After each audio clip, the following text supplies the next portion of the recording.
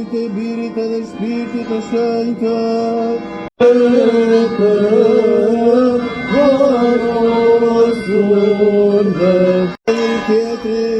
Dhe gjithë jetën tonë, Krishtit Perëndis le t'ja parashtrojmë.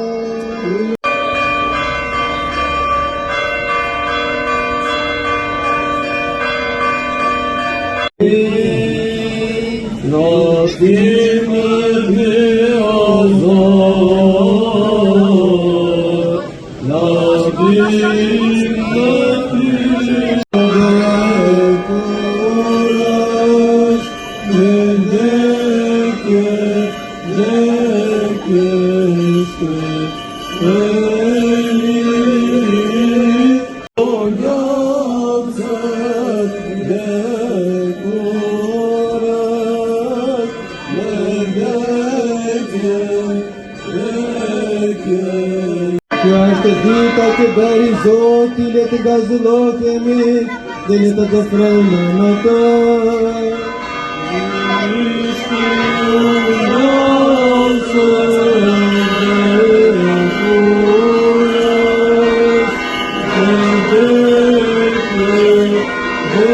Lutemi Zotin, për këtë shtëpi të shenjtë dhe për ata që i brenda në të nebes, shpresëtari dhe frikë Perëndie, le t'i lutemi Zotin. Dhe gjithë populli, le t'i lutemi Zotin. Për këtë qytet dhe vend dhe për ata që banojnë dhe të nebesë, le t'i lutemi Zotin. Vërtet unë gjallë, Krishti unë gjallë, vërtet unë gjallë, Krishti unë gjallë, vërtet unë gjallë, Krishti unë gjallë, se dhe kurat, me dheke,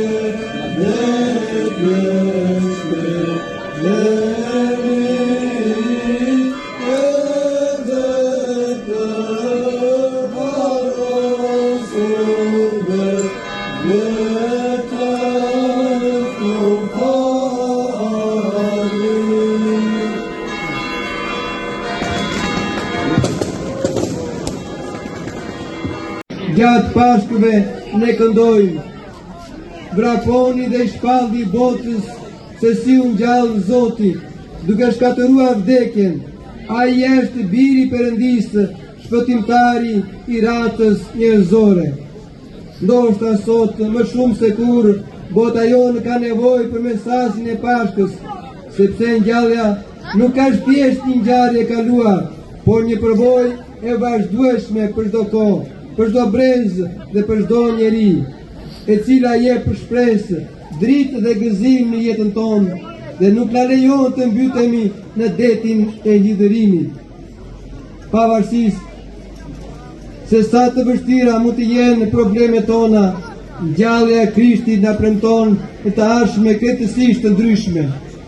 Ngjallja e Krishtit nuk është një ngjarje dhe një kërtim që ka të bëjë vetëm me atë, por edhe me ne, sepse ai na bëri pjesëtar të ngjalljes së tij, nëpërmjet të plotësisë së natyrës së tij njerëzore.